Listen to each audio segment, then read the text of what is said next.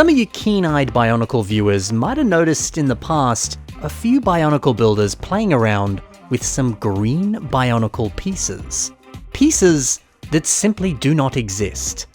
Like this green Nuva torso, for example. When you look up on Bricklink what colours this element is supposed to appear in, you'll see that it never appears in traditional matte green. So how is it possible that this kind of thing exists? And I assure you, it is indeed a real and official LEGO piece. All of these green pieces are. So how can you get these? And how is it that some builders have massive quantities of these pieces?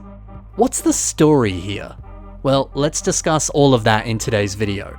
And I'll even show you how you can use some of these rad pieces in your own custom creations. Let's dive in. So yeah, there's all kinds of strange green pieces out there. Typically you see a lot of 2002 Toa Nuva elements in these colours. Yeah, things like their weapons, their armour. It's all those good things. But why are they green? Well, the LEGO group, you see, they use the colour green, as well as red and trans red. They often use those colours to test out new pieces. Typically you'll see these kinds of test bricks in these colours. The idea is when LEGO is making new molds, new pieces, they want to see if there's any errors, imperfections, or issues with these brand new molds. And these types of colours are just the best colours that really highlight any types of imperfections. If you've been around in the community long enough or you've just looked into all sorts of prototype and test pieces, you'll know that so many pieces appear in these reds and greens and trans reds and even a few other colours as well. These sorts of things aren't supposed to leave the LEGO factory, but sometimes they do. And then adult fans of LEGO, or AFOLs, they get their hands on them and, well, sometimes they keep them, sometimes they sell them. To get your hands on these sorts of things is incredibly difficult and quite rare. And also, these pieces can go for some crazy money. But not always, actually. Sometimes these pieces are worth surprisingly little. Take this nice green minifigure mug, for example. This piece has never officially appeared in green in any LEGO set. But thanks to the test molds, you can obtain a legit one in green. And of course you can see it's legit because it's got that LEGO logo on the inside. That's typically the best way to tell that this sort of thing is legit. Most LEGO pieces have the LEGO logo on it somewhere. Not every single one, unfortunately, but they normally have like the part number or some other type of copyright symbol or something on there to signify that it is indeed LEGO. Anyway, yeah, so this can't be bought in any LEGO set, so yeah, it's very rare. But when we investigate the price for this on bricklink.com, they are rather affordable. They're only like $1.50.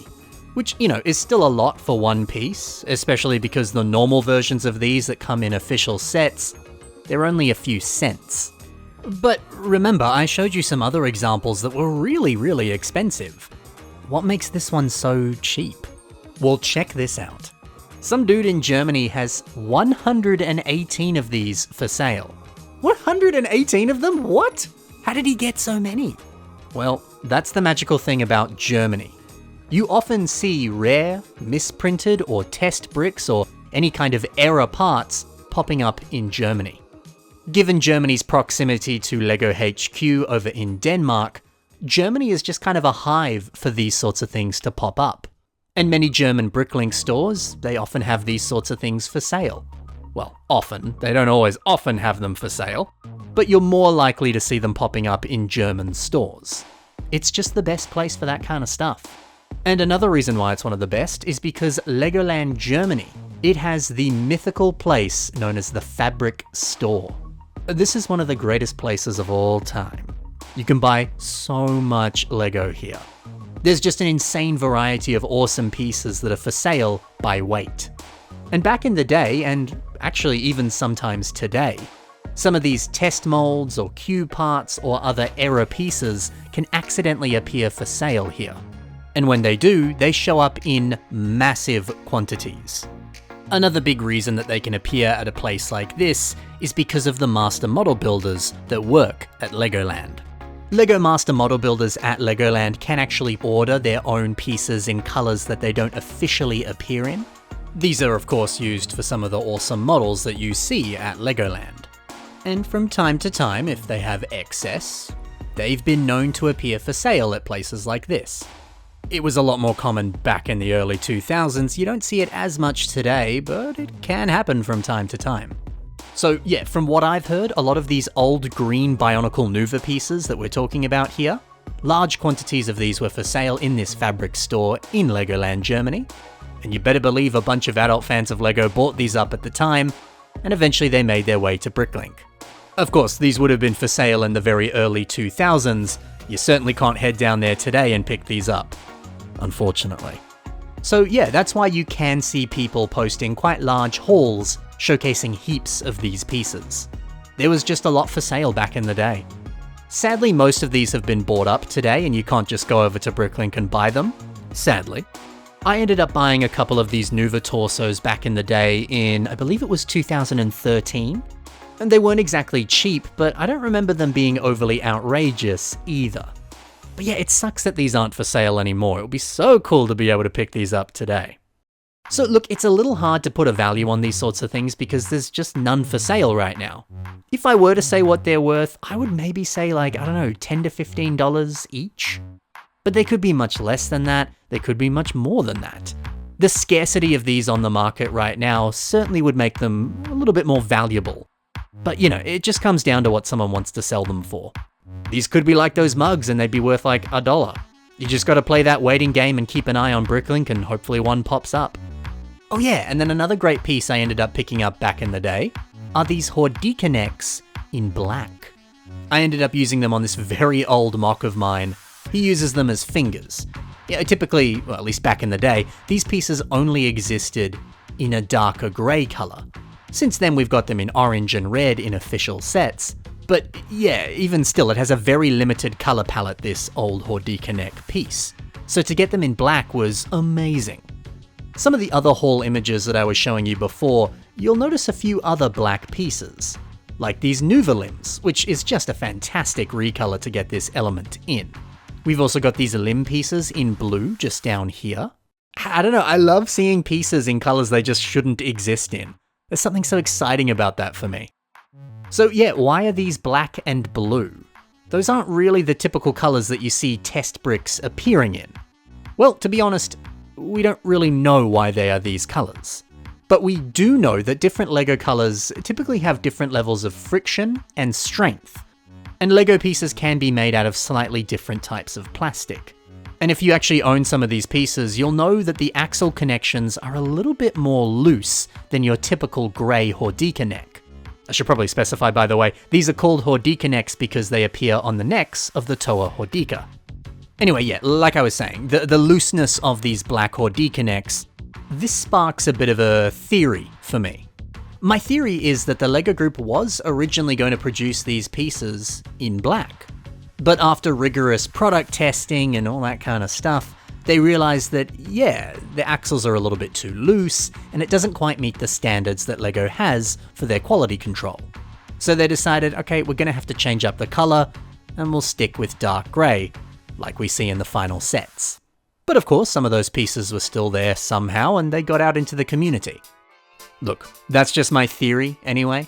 Honestly, we just do not know. Lego doesn't just, give us this information.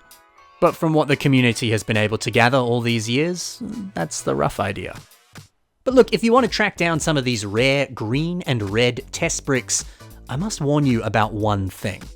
Sometimes you'll find sellers who say, oh look, I have this miraculous test mold, it's red, it's so cool. When in fact it's just a very common piece that actually appears in a Lego set. And then of course they'll be selling it for a very high price, and you might get ripped off. Yeah, for example, like these green Nuva shoulders. These are test pieces, right? I mean, I can't think of any Bionicle sets that came with these pieces in green. They must be prototype parts. No. These pieces appeared in green in 2 Lego hockey sets. Slightly more obscure sets that you might not have heard about. One of them, for example, you can see here came with a whole bunch of recolors of these Nuva shoulders. The image is a little blurry, it's the only one I could find unfortunately, but yeah, that's what it came with. So don't be like me and buy these for a little bit more of a hefty price back in the day because I went, oh, these must be test mold parts. They were not. It's simple, if you're gonna buy one of these test pieces, just check Bricklink and see if it does actually appear in a set before you spend hundreds of dollars. I didn't spend hundreds of dollars on these were like $5 when they should have been very cheap, as you can see on Bricklink. So yeah, hey, these pieces are really frickin' cool. But why don't we take a moment to see how some people have used them in their own custom creations. Steve the Squid uses them here on a sick Toa of Poison. What a great idea to combine these elements with Tahu's infected mask.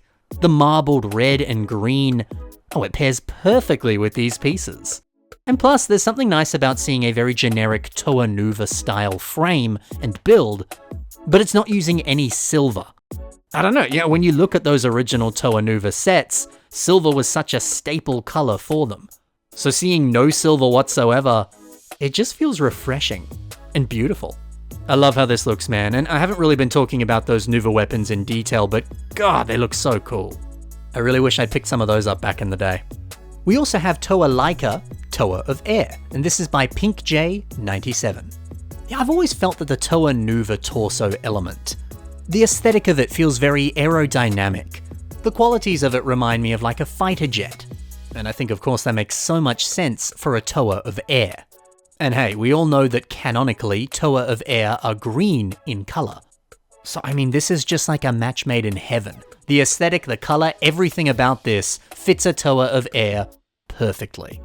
And even though they are not test pieces, man, those green shoulders look so good with this torso. I actually think it also looks pretty good on Liwa Nuva himself. These pieces are so cool. So there you have it, guys. That's some inspiration for how you could use these pieces, and a look at the history and the story behind these fascinating little pieces. I hope you enjoyed. Thank you so much for watching, guys. Happy building, and bye for now.